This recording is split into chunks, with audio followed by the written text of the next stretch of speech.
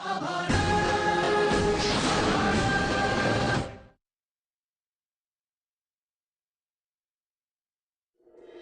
sebelumnya, untuk membimbing Duryodhana di jalan yang tepat, Destrarastra memerintahkannya bersama adik-adiknya untuk pergi dan belajar dengan Guru Drona. Generasi baru dari dinasti Kuru meminta restu sebelum menuju ke tempat pendidikan mereka. Dapatkan pengetahuan dan kembalilah untuk membuktikan bahwa kau sudah memiliki kemampuan. Hastinapura pasti akan selalu menunggumu, nak.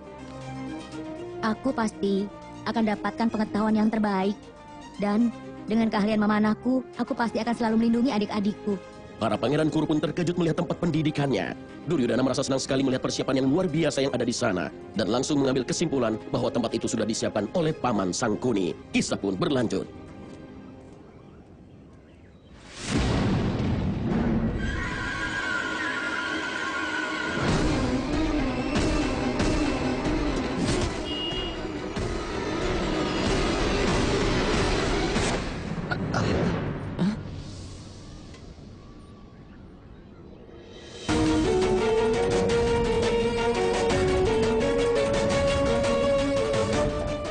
Beraninya kau merebut senjata dari seorang pangeran.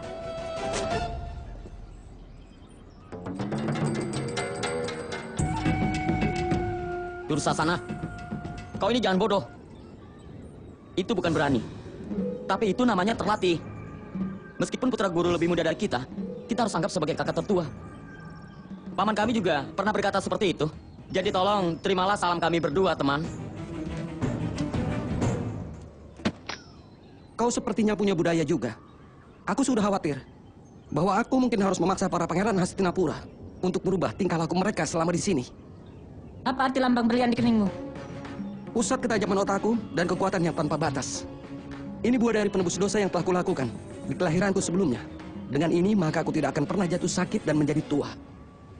Maka dari itu, berteman dengan seorang Brahma sepertimu akan menjadi sebuah anugerah bagi calon raja dari Hastinapura. Pamanku juga sudah mengatur semuanya di sini untukku. Karena itu kau akan punya hak yang sama untuk semua ini. Sama seperti aku.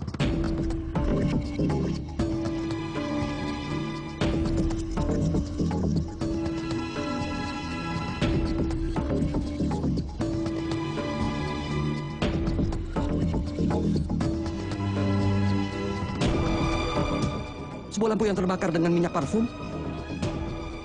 Fasilitas yang luar biasa. Kehidupan di istana benar-benar terasa nyaman. Ini masih belum seberapa. Di hari saat kau menjadi guru istana Hastinapura, akan ada fasilitas yang lebih banyak lagi dari ini. Temanmu ini sudah berjanji untukmu.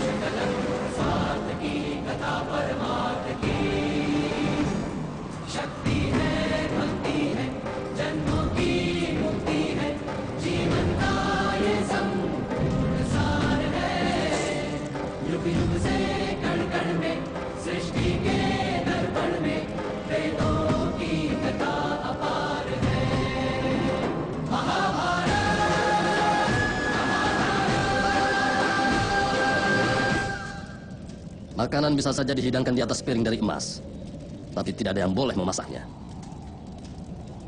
Tidak ada fasilitas apapun boleh disediakan untuk murid di sini.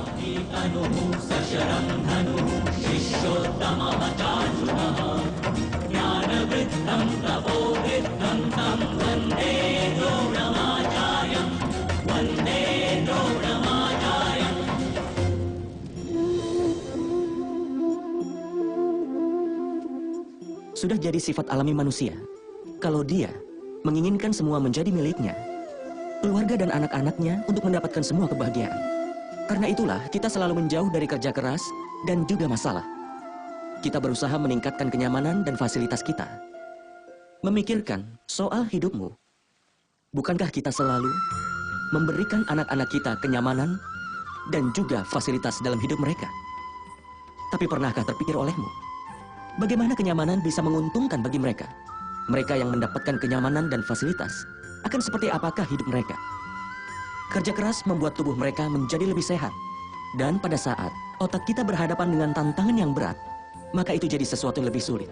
Kita pernah mengalami itu, tapi kita lebih memilih untuk melupakannya saat hati dan jiwa kita mengalami kesulitan yang lebih kuat lagi. Itu artinya, kapanpun kita berusaha menjauhkan anak-anak kita dari kerja keras dan penderitaan, bukankah sebenarnya kita sedang menutup pintu kebahagiaan untuk mereka?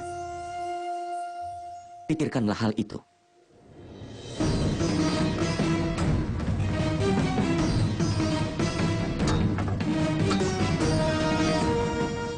Aswatama! Aswatama!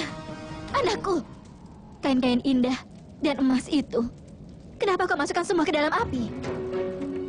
Aku mematuhi apa yang diperintahkan ayah. Apa ayahmu menyuruhmu untuk membakar semua pemberian yang diberikan dari Hastinapura? Tapi ayahmu sudah memutuskan untuk menjauhkan kemiskinan demi dirimu, nak. Tapi tidak benar-benar dari hati, Ibu. Kemiskinan itu masih sangat dia inginkan. Dan aku rasa dia menginginkan aku untuk menjalani hidup yang menyedihkan dan juga sengsara. Kenapa begitu, Bu? Apa bangganya minum tepung cair dibandingkan susu? Dan kenapa ayah begitu membenci kejayaan?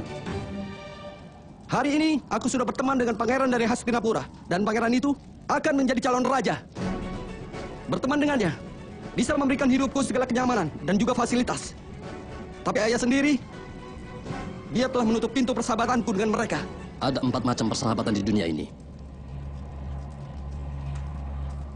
Yang terbaik dari persahabatan adalah di mana semua orang bersatu dengan pengetahuan, pengabdian, dan prinsip. Bekerja keras untuk kesejahteraan.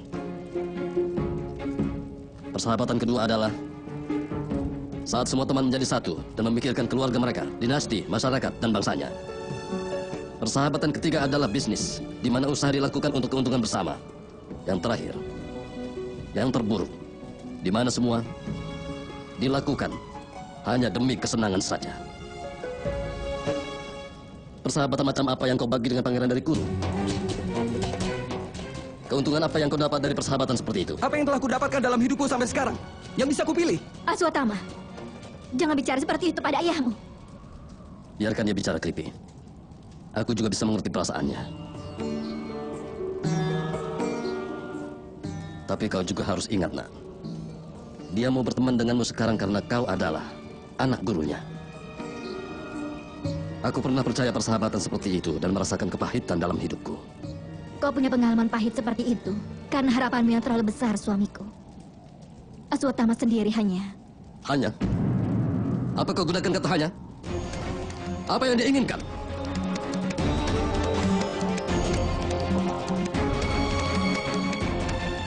Pakaian terbaik? Hiasan emas? Atau pesta yang besar? Akankah dia terpuaskan? Kau sepertinya lupa. Dia cucu dari Resi Bharadwaja dan anak dari murid Parasurama yang luar biasa.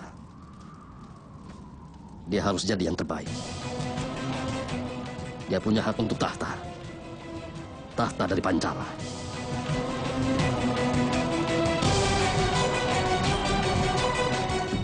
Aku akan menobatkanmu sebagai raja dari Pancala. Ini janji dari ayahmu, nak. Janji.